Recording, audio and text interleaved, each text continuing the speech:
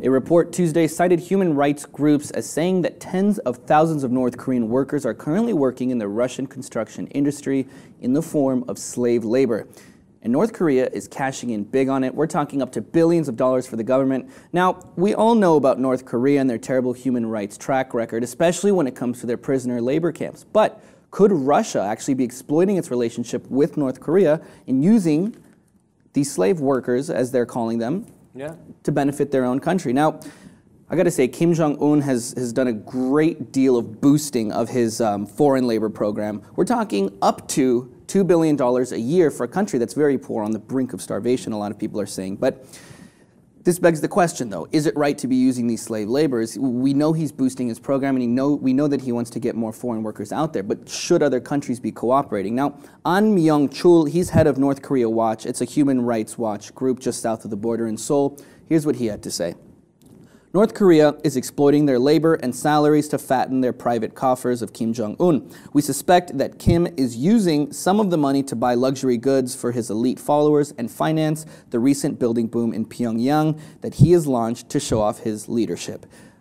Okay, look, so far there's nothing too fishy here, right? We're talking about sending workers over as sort of this bilateral governmental agreement, right, with another country. Every country does it. Every country's corrupt. They put money in their own pockets. Nothing new.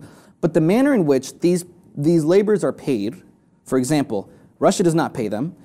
They send the money to North Korea. North Korea gives them whatever amount of money they want. They keep their passports, obviously. The families of the workers, while they're abroad, they detain the family members. The family's at jeopardy in case this guy wants to escape and stay in Russia, for example. So a lot of people are equating this as slave labor because, let's be honest, we really don't know how much money they're getting paid, if anything at all. Exactly, and it goes to show that these two countries, they know how to do business together. Oh, yeah. And they have no reservation on violating some human rights and some international laws in order to make a profit. Both countries are in a serious situation where their citizens live really low quality of life existence.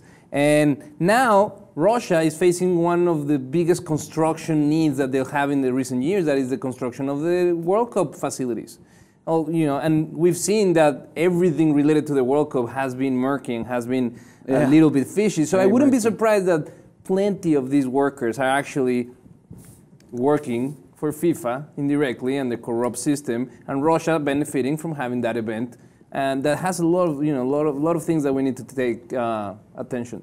Yeah, murky indeed, Jose. But you mentioned the World Cup, and when I think about the World Cup, I'm going to say, the one beforehand, I'm going to think about Qatar, right? So when I think about Qatar, I think obviously we hear all the time about all the workers who are dying, not only because they're being worked too hard, but stress-related deaths as well. So we know that they're living in terrible conditions. But nobody blames the Nepalese government for sending their workers over knowing that these are the kind of conditions they're living in. We blame who we want to blame. We blame the North Koreas, the Russias, the Qatars, but we won't blame Nepal for sending over their people the same way that North Korea is doing it. So it seems that, we have these names of these countries that we like to blame, and when it's another country, we kind of sympathize with them. For example, the fact that it's Russia and North Korea, slave labor.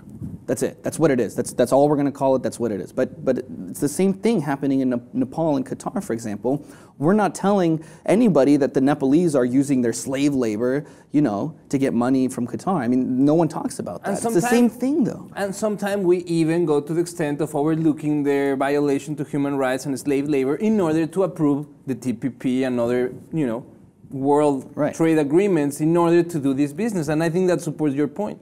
Whenever it's convenient for the Western world to point the fingers in the direction of a certain country, they're very fast and very easy to do so. But when we need that, when we need to approve a country to do trade with us, and no, you know what, I see that you have some things going on where you have slave labor, I'm going to just overlook that because it's not in my interest. We have to be consistent. It's true. And it's extremely sad that people are pushed to that limit, to the point where they literally, voluntarily sometimes, if we're going to talk about the Qatar World Cup, they go voluntarily and live in these terrible conditions just to make enough food and money for their family. We want to know what you guys have to say about all this, so please do comment below, and if you haven't already, subscribe to the Lib TV for more.